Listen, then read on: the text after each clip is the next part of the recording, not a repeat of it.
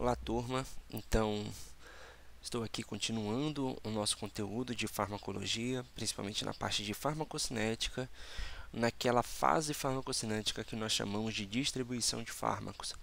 Nós paramos na nossa última aula nesse slide que comenta sobre os fatores determinantes para a distribuição de fármacos. E aí eu comentei para vocês em sala que esse daqui é o principal fator que determina a distribuição de fármacos, a ligação dos fármacos às proteínas plasmáticas. Então, eu coloco aqui como exemplos para vocês a albumina, a beta-globulina e a glicoproteína ácida, mas de antemão, gente, a principal proteína plasmática que distribui os fármacos é a albumina. Bruno, o que são essas proteínas plasmáticas? Entendam, gente, o nosso sangue ele é composto por células e pelo plasma. Olha o nome. Pelas células, glóbulos vermelhos, glóbulos brancos, plaquetas. E aí eu também tenho o plasma. No plasma, ele não é só água. Ele é composto por inúmeras substâncias. Dentro dessas substâncias eu vou ter proteínas, fatores de coagulação, citocinas, enfim, uma série de substâncias que percorrem ao longo desse fluido. O que são as proteínas plasmáticas, principalmente a albumina? São proteínas que elas têm como principal função se ligar em substâncias lipossolúveis. Isso ligar naqueles compostos que eles têm uma característica mais gordurosa. Poxa, Bruno, por que você está dizendo isso? Qual é a principal função dessas proteínas plasmáticas? Pessoal, pensem, imagine, a gordura, ela consegue se misturar, ela consegue se dissolver no sangue? Não. No sangue, de uma forma geral, porque ele é principalmente composto por água, né? Então, a gordura consegue se dissolver em água? Não. Então, como a gente tem no nosso sangue o plasma, que ele é basicamente composto, né? Tem grande quantidade de água, todas as substâncias com essa característica lipídica precisam ser transportadas por alguma estrutura, porque não vai ser a água que vai transportar essas substâncias. E aí, de uma forma geral, quem é que consegue transportar essas substâncias? São as proteínas plasmáticas, certo? Então, a maioria dos fármacos que nós prescrevemos, eles vão ser transportados ao longo da corrente sanguínea pela proteína plasmática. Só que tem um detalhe. Gente, de uma forma geral, eu vou até colocar aqui desenhando para que vocês realmente compreendam, tá? Então, quando se for colocado mesmo a proteína plasmática, o fármaco se liga à proteína plasmática, então eu vou sempre colocar a proteína plasmática como exemplo aqui para vocês, como se fosse essa estruturazinha aqui. E aí o fármaco sempre vai ser uma bolinha. Então o fármaco aqui se ligou nessa proteína, né? Então está lá na corrente sanguínea, aqui ó, dentro de um vaso, eu tenho uma proteína plasmática que se liga com o fármaco. Ele se une, ele gruda, ele se liga, ele fica sendo transportado por essa proteína. Só que tem um detalhe, né? Quando esse fármaco está ligado a essa proteína, ele não consegue fazer efeito. E é isso que eu vou mostrar no próximo slide que a gente pode colocar. Então vamos lá. Observem aqui nessa imagem o que está acontecendo. Percebam. Aqui eu estou mostrando para vocês o capilar, né, o vaso sanguíneo. Olha aqui as proteínas plasmáticas. Uma proteína, duas proteínas, outra proteína, outra proteína, outra proteína. E aqui as bolinhas são os fármacos. O que isso está demonstrando? Percebam. Alguns dos fármacos eles se ligam às proteínas plasmáticas e outros fármacos eles permanecem livres. Bruno, para que os fármacos permanecem livres? Percebam, esse fármaco está livre. O que é o fármaco livre? É o fármaco que não está ligado à proteína plasmática. E aí ele consegue ir até o local de ação farmacológica dele, se ligar nos receptores desse local e fazer o efeito. Deu para sacar? Então, para o fármaco fazer efeito, ele precisa estar livre. Ele não pode estar ligado à proteína plasmática. E aí tem um outro detalhe. Bem aqui, eu estou colocando para vocês o órgão de depuração. O que é depurar? Depurar é você metabolizar algo e jogar para fora, certo? De você excretar. Percebam que os fármacos livres também conseguem ser depurados. Então, você só vai conseguir metabolizar o fármaco quando ele estiver livre. Bruno, e essa proteína plasmática? Como eu falei para vocês, além da função de transportar o fármaco ao longo da corrente sanguínea, ela vai ter a função de proteção. Ela vai proteger o fármaco contra esse órgão de depuração. Então, o fármaco que está ligado à proteína plasmática, ele não é metabolizado. Então, isso é muito importante para vocês. Gente, deixa eu só verificar uma coisinha aqui. Está tudo certo. Então, gente, de uma forma geral, essa é a função da proteína plasmática. Agora eu vou mostrar para vocês um outro fármaco e eu gostaria, que vocês comparassem. Percebam, o fármaco está até com outra cor. O que vocês conseguem perceber? Olha, a mesma quantidade de fármacos, olha, só contar aqui as bolinhas, entendeu? E a mesma quantidade de proteínas plasmáticas. O que eu estou querendo chamar a atenção para vocês? Percebam que aqui eu tenho esse fármaco em específico, ele tem maior ligação à proteína plasmática. Então, o que acontece? Quando o fármaco ele fica ligado mais tempo, ele consegue se ligar mais à proteína plasmática, percebam que ele fica protegido da depuração. Percebam, olha, ficou muito fármaco ligado à proteína plasmática, fica dentro do sangue e percebam, ó, só uma molécula foi depurada. Enquanto aqui, nesse exemplo, que eu tenho muitos fármacos livres, eu tenho 3 moléculas sendo depuradas. Ao mesmo tempo, vocês conseguem perceber que, como eu tenho pouco fármaco livre, pouco fármaco consegue chegar aqui no local de ação e fazer a sua ação farmacológica. O que eu quero que vocês foquem principalmente aqui é o seguinte, é que eu tenho fármacos que se ligam pouco à proteína plasmática e eu tenho fármacos que se ligam muito às proteínas plasmáticas. De uma forma geral, o que eu vou falar, a forma bonitinha é fármacos que têm baixa afinidade à proteína plasmática, que é esse exemplo, baixa afinidade, se liga pouco. E eu tenho fármacos que se ligam altamente às proteínas plasmáticas. Percebam que eles se ligam muito a essas proteínas. Tá, Bruno, qual a importância de eu saber esse conhecimento? Daqui a pouquinho eu vou mostrar para vocês a questão de vocês saberem isso, porque é fundamental. Aí eu vou colocar para vocês os exemplos de fármacos que se ligam fracamente às proteínas plasmáticas. Paracetamol, a ciclovir, que é um antiviral, a amoxicilina, que a gente utiliza muito, é o nosso principal antimicrobiano, nicotina, cigarro e ranitidina, que é um antiácido. Então, de uma forma geral, olha, paracetamol, ciclovir, são fármacos que a gente utiliza de forma bem constante. E os fármacos que se ligam fortemente às proteínas plasmáticas? Aqui tenho vários fármacos, então eu tenho aqui a amiodarona, que é um fármaco, é um antiarrítmico, fluoxetina, muitos pacientes utilizam fluoxetina atualmente porque ela é utilizada principalmente tanto para transtorno depressivo como para transtorno ansioso, então é um fármaco que muitos dos seus pacientes vão chegar com vocês com essa prescrição, utilizando esse medicamento.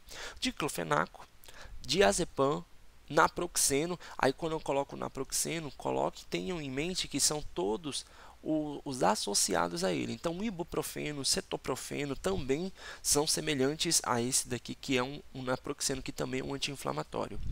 E a varfarina, certo? A varfarina, ela é um anticoagulante. Então, percebam, ó, alguns dos fármacos que se ligam fortemente à proteína plasmática e alguns fármacos que se ligam fracamente à proteína plasmática, certo?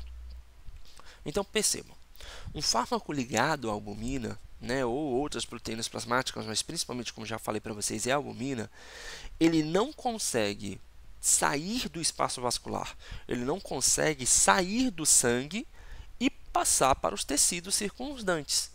Ou seja, ele não consegue atuar no seu tecido-alvo aqui, olha, não consegue atuar nem no local da ação farmacológica, mas também não consegue ser eliminado. Tá, Bruno, me dá aí mais algumas associações que eu já posso colocar aqui nesse conceito. Vamos lá. Os fármacos que se ligam fortemente às proteínas plasmáticas normalmente são aqueles medicamentos que a gente toma uma vez por dia. De uma forma geral, a duração de ação desses fármacos é maior. Por quê? Porque eles permanecem mais tempo no corpo. Poxa, por que, Bruno? Porque ele permanece mais tempo no corpo. Percebam, gente, olha, esses medicamentos, essas moléculas, elas ficam ligadas a essas proteínas. Então, esses medicamentos aqui, esses fármacos, normalmente eles têm a duração de ação maior. Ao contrário, os medicamentos que têm baixa ligação à proteína plasmática, você precisa utilizar eles de forma com maior frequência durante o dia. Vamos dar um exemplo aqui? Olha só. Amiodarona, fluoxetina, diazepam, varfarina. Medicamentos que você utiliza uma vez ao dia. Paracetamol, você usa de 6 em 6 horas. Aciclovir, você usa 5 comprimidos divididos no dia. É mais ou menos de 4 em 4 horas. Amoxicilina, aí de uma forma geral, aí vai de 8 em 8 horas. Ela fica nesse meio termo. Mas perceberam? Olha, vamos utilizar aqui como exemplo, paracetamol, aciclovir. Você toma de 6 em 6 horas, 4 em 4 horas. Ele tem baixa ligação às proteínas plasmáticas. Enquanto aqui, olha, a maioria desses medicamentos, você vai tomar uma vez ao dia, de 12 em 12, como um diclofenaco. Deu para sacar? Então, esse é o primeiro conceito clínico que eu quero que vocês consigam captar daí. Esse é o primeiro conceito. Mas tem um conceito mais importante ainda que eu preciso comentar para vocês, e esse conceito eu vou comentar para vocês no próximo, mais lá na frente. Gente, essa questão, então lembrem-se, certo? Que eu vou até escrever aqui para deixar bem claro para vocês. Então, esse fármaco aqui, certo? Ele tem baixa afinidade. Enquanto esse fármaco aqui, ele tem alta afinidade. Afinidade aqui, as proteínas plasmáticas. Aí eu vou colocar APP, certo? Primeiro conceito clínico, fármacos que têm baixa afinidade às proteínas plasmáticas, normalmente eles são eliminados mais rápido, ó, órgão de depuração. A eliminação é mais rápida. Eu posso falar que a ação farmacológica deles é mais rápido? De uma forma geral, sim. De uma forma geral, tá, gente? Então, é mais rápido, certo? Lembre-se desse conceito. É mais rápido. Tanto a ação dele, quanto também a eliminação. É mais rápida. Então, por isso, vocês têm que usar mais vezes ao dia. Então, por exemplo, 6 em 6 horas, 4 em 4 horas, por exemplo, tá? E quando vocês têm os fármacos que se ligam de forma mais forte às proteínas plasmáticas, a duração, o efeito, o início do efeito, ele é mais lento. Deixa eu tirar aqui, colocar lento, que é melhor. E aqui a eliminação também é mais lenta. Então, de uma forma geral, é como se um fármaco ele ficasse mais tempo no corpo, dentro da gente, certo? Gente, lembre-se, esse mais tempo no corpo é porque ele está dentro do vaso sanguíneo, tá bom? E aí, continuando. Qual é a primeira ação clínica? É porque normalmente são aqueles medicamentos que você usa um comprimido ao dia ou de 12 em 12 horas. Esse é o primeiro conceito que eu gostaria que vocês memorizassem, beleza? Vamos continuar. Galera, eu coloquei aqui bem claro para vocês, porque isso daqui normalmente, isso é selado cair ou numa atividade presencial ou na prova. Então, lembre-se, os fármacos livres são aqueles que conseguem realizar o efeito, certo? Então, Percebam, ó, só o fármaco livre que consegue ir lá no local de ação farmacológica para fazer efeito. Por isso que ele consegue, olha, sair do vaso sanguíneo e conseguir fazer o efeito. Próximo, os fármacos livres, eles podem ser metabolizados pelo fígado ou outros órgãos. Então, de novo, somente os fármacos livres é que conseguem ser depurados, ou seja, metabolizados e depois excretados, certo? E os fármacos que estão ligados às proteínas plasmáticas não conseguem realizar o efeito terapêutico. No entanto, eles são protegidos da metabolização. Gente, vocês perceberam qual é a importância dessas proteínas plasmáticas para de uma forma geral, para a medicamento fazer efeito? Ele tanto vai transportar, como ele protege o fármaco. E aí, ele protege também de uma forma geral para que o fármaco também não realize uma ação tóxica e ele também não seja eliminado de uma forma tão rápida. Então, esse é o conceito, essa é a importância dessas proteínas plasmáticas. Gente, uma coisa importante.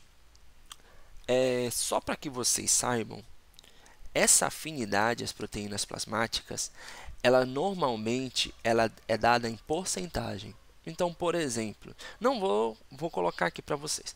Um fármaco que tem baixa afinidade às proteínas plasmáticas, normalmente ele se liga a menos de 50%, certo? Então, por exemplo, você prescreveu 100 miligramas. Imagina que os 100 miligramas chegou na corrente sanguínea. 50 miligramas vai ficar livre e 50 miligramas vai ser ligado às proteínas plasmáticas. Então, uma afinidade menor ou igual a 50%, eu posso considerar que o fármaco tem baixa afinidade às proteínas plasmáticas. Um fármaco que tem alto, ele tem uma ligação às proteínas plasmáticas alta, ele é acima de 50%. Beleza? Então, por exemplo, eu vou falar aqui para vocês, já para que vocês consigam ter uma noção, eu tenho um medicamento chamado topiramato. O topiramato, ele se liga aproximadamente 90%, certo? Então, o que significa? 90% dele fica ligado às proteínas plasmáticas e só 10% fica livre. Eu prescrevi 100 mg, 90 mg ligado às proteínas plasmáticas e 10 mg fica livre, certo? Lembrem-se disso, tá bom, gente? Lembrem-se desses conceitos. Qualquer coisa, volta o vídeo, mas eu preciso todas essas informaçõezinhas daqui a pouquinho. Então, vamos lá. Fatores que definem a fração de ligação do fármaco às proteínas plasmáticas. O que faz o fármaco se ligar às proteínas plasmáticas? Primeiro, a concentração do fármaco. De uma forma geral, gente, quanto mais fármaco você administrar, mais ele vai se ligar às proteínas, certo? Então, isso é uma relação. Bruno, mas você não falou aí que é 90%, cada fármaco, de uma forma geral, gente, cada fármaco tem a sua afinidade. Mas é lógico que se eu prescrever mais fármaco, ele se liga mais a essas proteínas, de uma forma quantitativa. O segundo é a afinidade do fármaco à proteína plasmática. Isso eu já falei para vocês. Essa afinidade é individual, cada fármaco tem a sua afinidade. Pronto. Bruno, eu preciso saber de todos os... Não, você não precisa, né? Mas aí qualquer coisa, você precisa... Tem alguns fármacos que eles têm assim um segredo, que vocês sempre precisam ter uma atenção quando vocês forem prescrever ou quando vocês se deparar com uma pessoa que tiver esse fármaco, estiver utilizando esse fármaco. E eu vou dar o exemplo para vocês daqui a pouco. Aqui, informação importantíssima.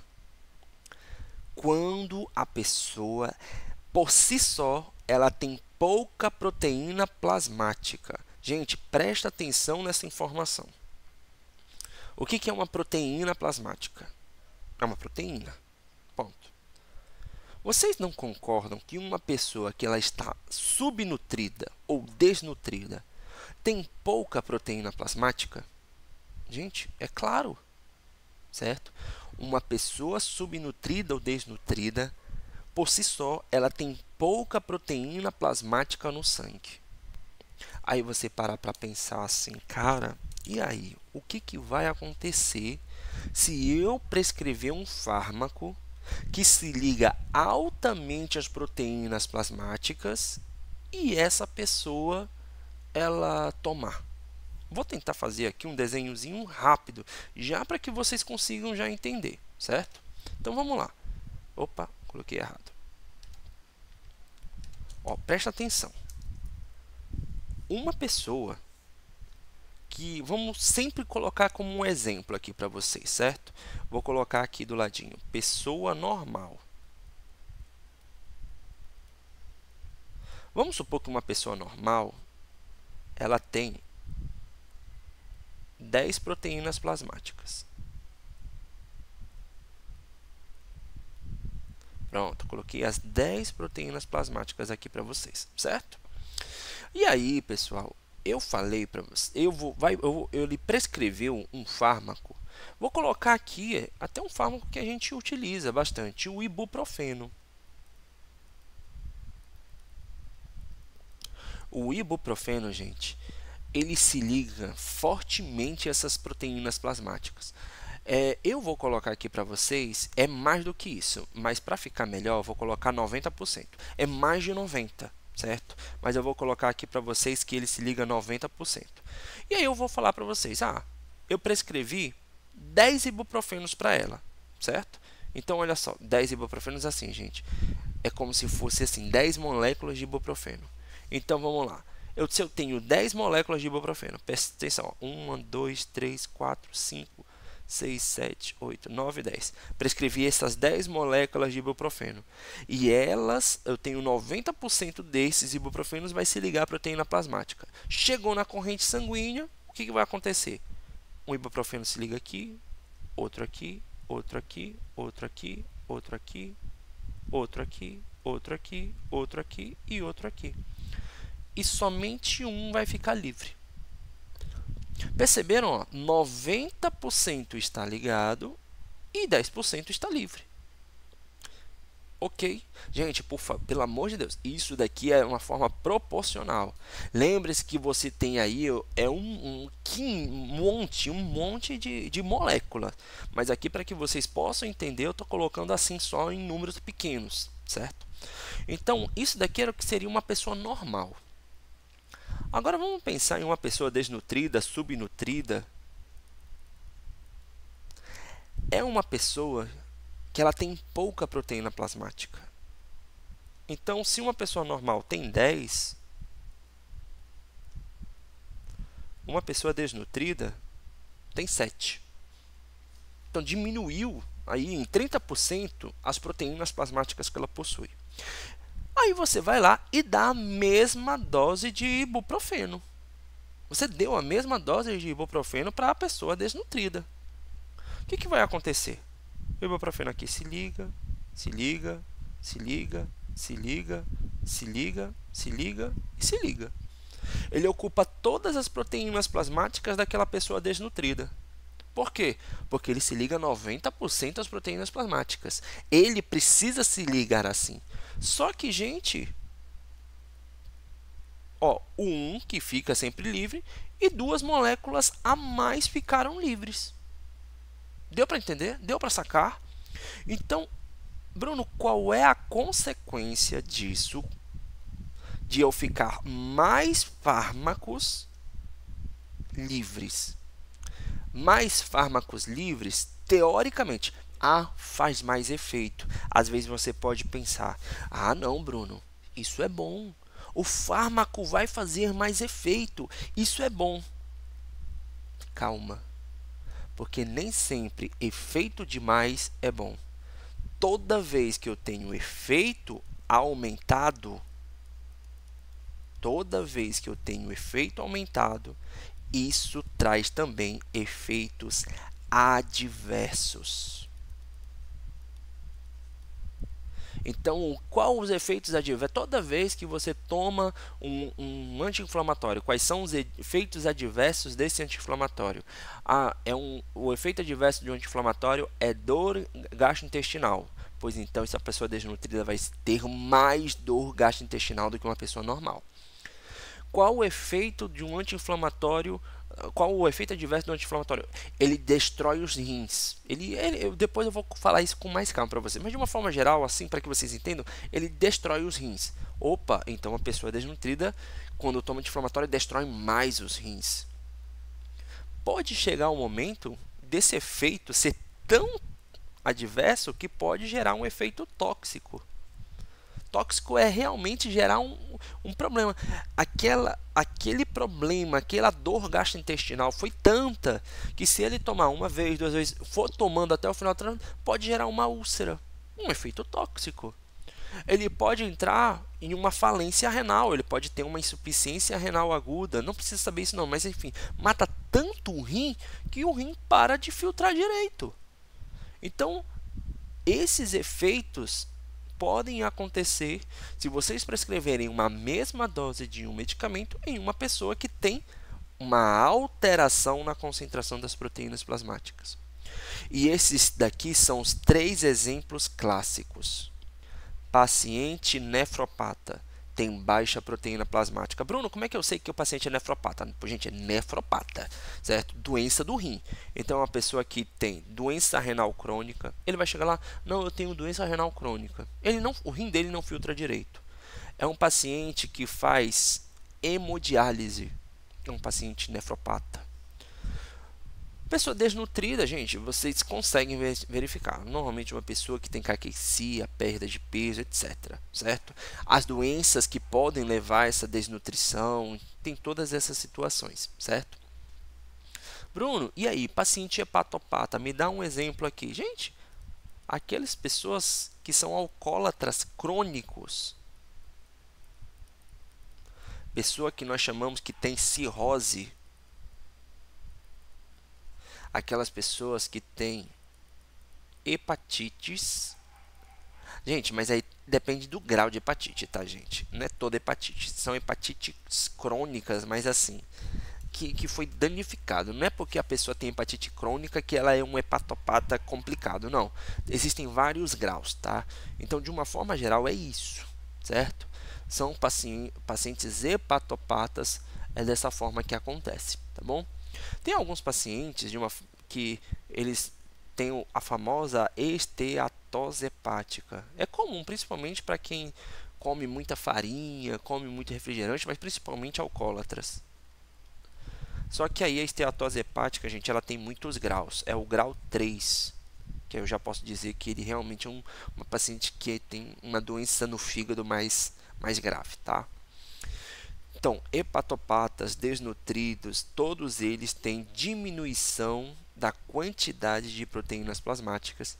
E aí vocês já sabem qual é o problema quando você prescreve um medicamento para esse tipo de paciente. Poxa, Bruno, e agora? O que é que eu faço quando me deparar com um doente renal crônico, um hepatopata ou uma pessoa que é desnutrida? Número 1, eu não estou falando aqui para vocês que é um fármaco que tem alta ligação à proteína plasmática. Sim, Bruno, exatamente. Um fármaco que se liga fortemente às proteínas plasmáticas. É um anti-inflamatório, o ibuprofeno. Simples.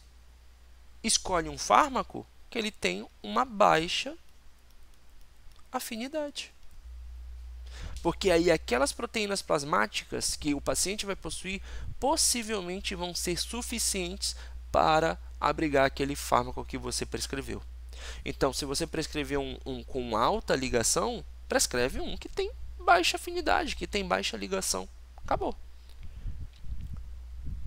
Bruno, não existe medicamento que eu possa mudar. Vamos supor que não existe mais nenhum anti-inflamatório. Eu tenho que dar ibuprofeno, não tem jeito. E agora, como é que eu faço? Diminui a dose.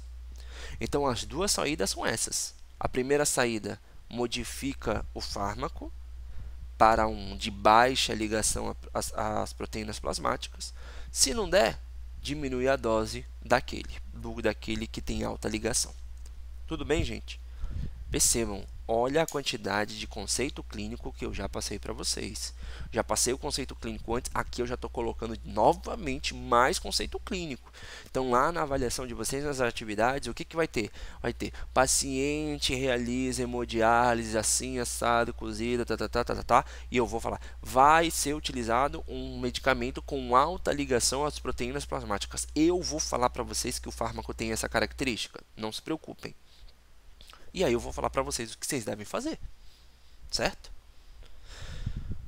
Continuando, eu ainda não cheguei na principal informação dessa parte de ligação às proteínas plasmáticas. Vamos continuar. A principal informação é essa. É quando você prescreve ou o paciente utiliza 2 fármacos que se ligam fortemente às proteínas plasmáticas. Ou seja, eu tenho isso daqui, ó. Eu tenho uma competição pelas proteínas. Isso é um problema, certo?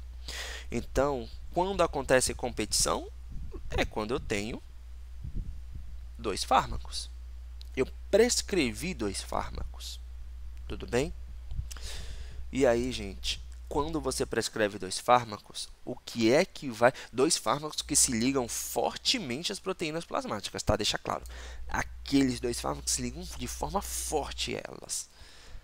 Eu tenho um aumento do efeito de um, eu aumento a metabolização desse fármaco também, mas eu aumento principalmente a toxicidade. É isso que eu quero que vocês tenham em mente. Quando um paciente toma 2 fármacos que se ligam fortemente às proteínas plasmáticas, o paciente pode ter toxicidade. Esse é um problema, ok? Quando acontece essa toxicidade, clinicamente nós chamamos que o paciente teve uma interação medicamentosa. Tinha 2 fármacos, ou eu prescrevi 2 fármacos e eles interagiram de forma negativa, gerou um efeito tóxico, ou o paciente chega com você tomando um medicamento e você prescreveu, não fez anamnese direito, não sabia que o paciente tomava aquele medicamento, ou você não sabia desse problema aqui. E aí você prescreveu um medicamento e os 2 se interagiram, e aí gerou um problema. Vamos fazer aqui um exemplo. Certo? Vamos supor. Eu vou apresentar para vocês primeiro, né, o paciente Bruno. Então, o Bruno, ele é um paciente que ele teve um infarto agudo. Não, foi um paciente, só mudando aqui. O Bruno, ele tem 33 anos. O Bruno, ele teve uma doença lá na infância dele chamada de febre reumática.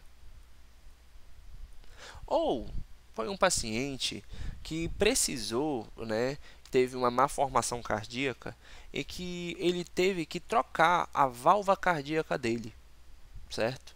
Isso não é tão raro, tá, gente? Então, ele trocou uma válvula do coração. Ele é um paciente que ele tem problema no coração. E aí, o medicamento que ele precisa utilizar para o resto da vida dele se chama varfarina. Então, o Bruno é esse paciente, ele fez um procedimento cardíaco e desse procedimento cardíaco, depois que ele faz esse procedimento cardíaco, ele tem que tomar esse medicamento chamado varfarina para o resto da vida, certo? Gente, o Bruno tem 33 anos. Ele não vai ao dentista? Vai. É um paciente que pode ter uma infecção dentária? Pode. É um paciente que vai precisar fazer canal às vezes? Pode. Ou tirar o siso? Com certeza. Mas ele vai chegar com você, cirurgião dentista, dizendo: eu tomo varfarina, doutor. E vocês vão precisar saber o que é a varfarina, né? Se não sabe, é fácil, é só dar um Google, mas eu estou já colocando aqui para vocês. O que é a varfarina? A varfarina é um anticoagulante, certo?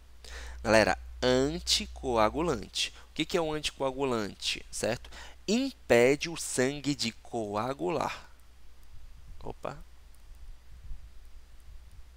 O sangue não coagula quando o paciente toma varfarina. Deu para sacar? Ele é assim, gente. Ele diminui essa capacidade do sangue coagular. Fechou? Beleza. O Bruno chegou para vocês e foi fazer um tratamento, certo?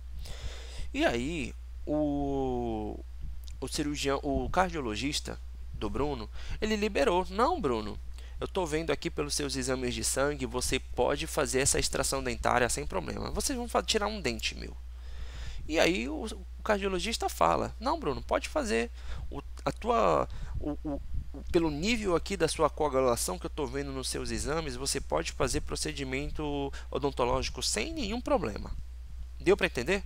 Então, o cardiologista liberou o Bruno para que vocês pudessem fazer a cirurgia, sem problema nenhum.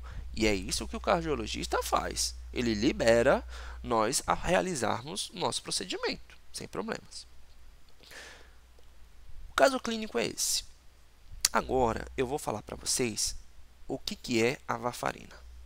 Então, a varfarina, como eu já falei, o efeito dele é um anticoagulante. Então, deixa o sangue mais fino, então ele não coagula.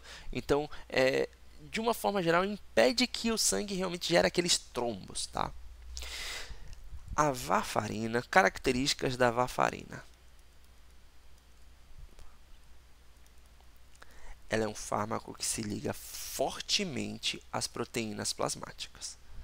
Ela se liga em torno de 80% a 90%. Eu vou colocar aqui 80% para que fique mais fácil para vocês, tá bom? Vamos colocar aquele mesmo exemplo? Todas as proteínas plasmáticas do Bruno.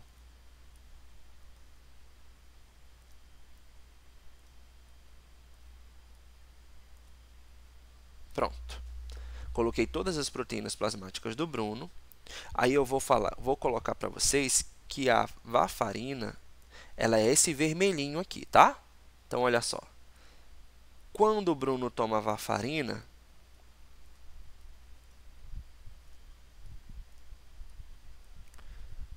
pronto, 80% da varfarina fica ligada, 20% fica livre. Deu para entender, gente? Essa daqui é a farmacocinética da varfarina com relação às proteínas plasmáticas. Aí agora, eu vou colocar aqui para vocês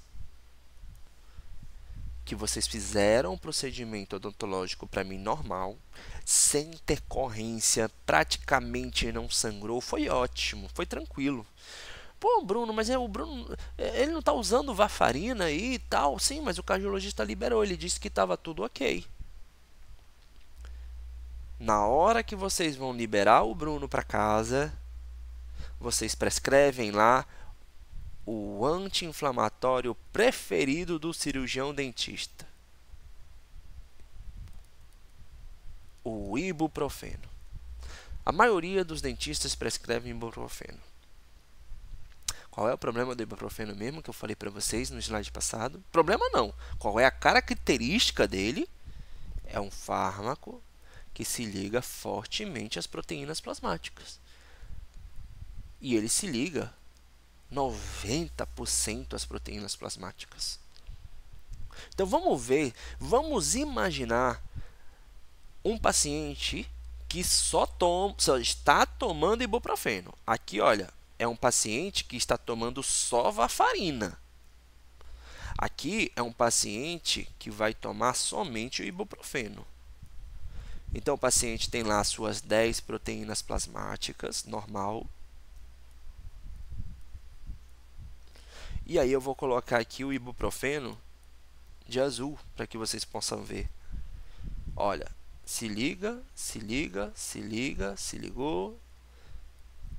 60, 70, 80, 90% do ibuprofeno livre perdão, ligado às proteínas, e aí os 10% livre. Esse é o paciente quando toma somente o ibuprofeno. Só que você prescreveu um paciente, para mim, que eu já estava tomando a varfarina, mas você prescreveu para eu tomar para casa o ibuprofeno.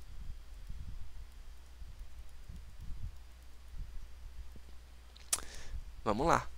Então, vou colocar aqui, ó, aqui do lado. Lembrem-se que o Bruno só tem 10 proteínas plasmáticas.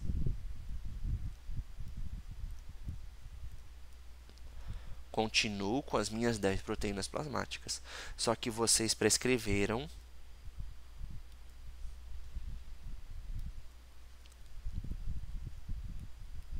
em um paciente que já toma varfarina, vocês também prescreveram 10 moléculas de ibuprofeno.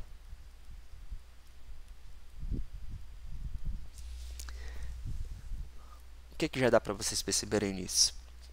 Bruno, 2 fármacos que se ligam fortemente às proteínas plasmáticas, o paciente está normal e, cara, é muita molécula para pouca proteína. E aí? O que vai acontecer? Isso daqui, gente, é uma competição dos sítios. Então, a varfarina, ela vai brigar com o ibuprofeno, cara. E aí, a pergunta que a gente deve saber é o seguinte: quem é que ganha? Quem é que vai ganhar? Tu vai olhar aqui, ó, pelo númerozinho, ó. Ibuprofeno, ele tem uma afinidade de 90%, a varfarina tem uma afinidade de 80%. Quem é que tem mais afinidade? Ibuprofeno, tem 90%. Então, quem é que vai se ligar às proteínas plasmáticas? O ibuprofeno.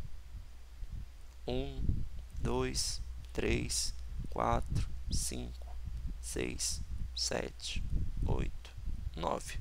O ibuprofeno se ligou normal aqui às proteínas plasmáticas. Por quê? Porque ele é o fármaco com maior afinidade. Aí, Bruno, e a pobre da varfarina? Meu amigo, a pobre da varfarina vai se ligar no que restou. Olha, eu tenho 10 moléculas, ela vem aqui e se ligou aqui. Bruno, e o resto da varfarina, como é que vai ficar? Livre.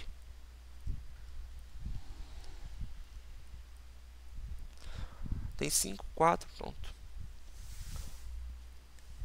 Vocês conseguem perceber o tamanho do problema que foi gerado agora? Vocês aumentaram a quantidade de varfarina livre. Varfarina livre significa que vai fazer efeito. Só que é muita varfarina livre, então essas varfarinas vão fazer um efeito maior. Se é um efeito maior, isso significa que vai ter toxicidade. Gente, o exemplo da varfarina é muito legal porque é só vocês prestarem atenção. Não tem muita varfarina. O que a varfarina faz? É um anticoagulante. Cara, ela já como você tem muita varfarina no sangue, ele já vai anticoagular demais. Vai deixar o sangue muito fluido demais. O que é que o paciente vai... O que vai acontecer com o paciente? O que é que vai acontecer com esse carinha aqui, que foi para o seu consultório, disse que utilizava varfarina, e você foi lá e prescreveu ibuprofeno? Quando ele chegar na casa dele e tomar o ibuprofeno, ele vai ligar para você e vai dizer: doutor, eu estou perdendo sangue pelo nariz, estou perdendo sangue pela minha boca, eu estou perdendo sangue pelas fezes. O paciente está tendo uma hemorragia. Você anticoagulou aquele paciente tanto que, se ele bater em qualquer coisa, começa a sangrar. Se ele se sentar na cadeira, vai sangrar. qualquer coisa que ele danificar um vasozinho nele, um capilarzinho, gente, porque a gente vai andando, a gente vai danificando os nossos vasos, é normal, e aí vai o sistema lá e coagula, mas você anticoagulou tanto aquele paciente, que o paciente ele vai ter uma hemorragia. E, gente, isso é sério, certo? Varfarina descontrolada é sinônimo de hemorragia. O paciente realmente ele tem epistaxe, que é sangramento nasal. Ele vai ter a gengivorragia. A gengiva dele começa a sangrar sem estar inflamada. O local que você fez a cirurgia vai começar a sangrar. Ele vai começar a ter sangue pelas fezes. Ele pode ter vômitos, porque vai começar a sangrar o estômago. Gente, é sério. Então, esse é a principal interação medicamentosa, assim, dentro da odontologia. Por quê? Porque o ibuprofeno é um fármaco que a gente utiliza bastante e a varfarina é um medicamento que nem todo cirurgião dentista conhece. Tanto que essa interação medicamentosa que eu estou colocando para vocês já caiu em prova de residência, já caiu no ENARE e assim, é pura farmacocinética. O conhecimento técnico aqui é: eu tomo varfarina, não posso usar ibuprofeno. E acabou. Mas o conhecimento realmente de ensino superior, o conhecimento farmacológico é esse. É porque vocês estão utilizando dois medicamentos com alta ligação à proteína plasmática e a partir disso, um desses daqui ganha. Quem foi que ganhou? Ibuprofeno. O medicamento que você utilizou. Ele vai ter alteração na farmacocinética dele? Não. De uma forma geral, não. Mas o outro medicamento, ele pode gerar efeitos catastróficos. Deu para sacar, gente? Por favor, memorizem esse exemplo. Durante as atividades eu vou passar outros casos clínicos e podem esperar um caso, provavelmente eu vou cobrar na prova isso daqui de vocês. Sempre eu cobro na prova uma questão dessa. Se vai ser a varfarina, o ibuprofeno e tal, eu vou mostrar para vocês. Tudo bem? Beleza? Então memorizem isso. Esse daqui é fundamental. Galera, então continuando essa parte de distribuição, esse conceito aqui eu já falei para vocês em sala de aula. Mas é importante que vocês saibam que dentro do nosso corpo, né, existem algumas barreiras fisiológicas. O que são essas barreiras fisiológicas? Basicamente, são locais que os fármacos eles não conseguem chegar. A partir disso, são menos distribuídos, certo? Essa menor distribuição dos fármacos em alguns locais são principalmente na placenta e também no encéfalo, no cérebro, certo? Isso, por que acontece isso? É porque eles têm esse tipo de capilar. Eu já falei isso, basicamente é só uma repetição para deixar claro. Então, devido a esse componente aqui, olha, o capilar contínuo, é que eu tenho as duas barreiras no meu corpo, a hematoplacentária, logicamente em mulheres, e a barreira hematoencefálica. Essas duas barreiras elas impedem a distribuição dos fármacos na placenta e na barreira hematoencefálica. E aí alguns medicamentos eles não conseguem ultrapassar esses locais e, por exemplo, conseguir fazer efeito. Tá bom? Bruno, como é que eu consigo então ultrapassar, né, um exemplo aqui da barreira hematoencefálica? Como é que eu consigo então às vezes alterar, né, colocar que o medicamento alcance o cérebro? Ele precisa ter uma característica. Essa característica se chama ele ser altamente lipossolúvel. Então, para o fármaco conseguir atravessar a barreira placentária e a barreira hematoencefálica, porque principalmente você toma um ansiolítico, uma ritalina, enfim, uma fluoxetina, eles precisam chegar no cérebro. Então, esses fármacos eles são altamente lipossolúveis. Beleza? Essa é a característica do fármaco para que ele consiga atravessar essas barreiras, a hematoencefálica e a hematoplacentária. Ele precisa ter uma lipossolubilidade maior do que o habitual, do que os outros fármacos. A maioria dos fármacos são lipossolúveis, ponto. Mas para atravessar a barreira hematoplacentária e a hematoencefálica, eles são altamente lipossolúveis. Beleza? Tranquilo? Lá na aula eu falei para vocês a importância tanto do porquê ter o capilar contínuo na placenta e no encéfalo. De uma forma geral, gente, na placenta, para proteger o bebê. Eu preciso ter um capilar lá bonitinho, fechadinho, para que qualquer substância, não é qualquer substância, ultrapasse a barreira hematoencefálica, a barreira hematoplacentária. Não pode. E a hematoencefálica é a mesma coisa, entendeu? Lembre-se que o centro de comando do nosso corpo, de uma forma geral, é o encéfalo, é o cérebro. Então não pode chegar qualquer substância lá, porque pode danificar o neurônio. Então é por isso que eu tenho essas barreiras fisiológicas, tá bom? Aqui colocando para vocês, olha, quando eu tenho um capilar sinusoide, que é o capilar no fígado, ó, aqui é o capilar sinusoide. O capilar sinusoide, gente, é esse esburacado, tá? Então, ó, como tem grandes fenestras, né, grandes buracos, eles permitem que os fármacos possam se mover entre o sangue e o interstício. É fácil sair, o fármaco está aqui. Imagina que o laser é o fármaco. Ele só chega aqui, pluf, fácil, tranquilo, entendeu? Rápido.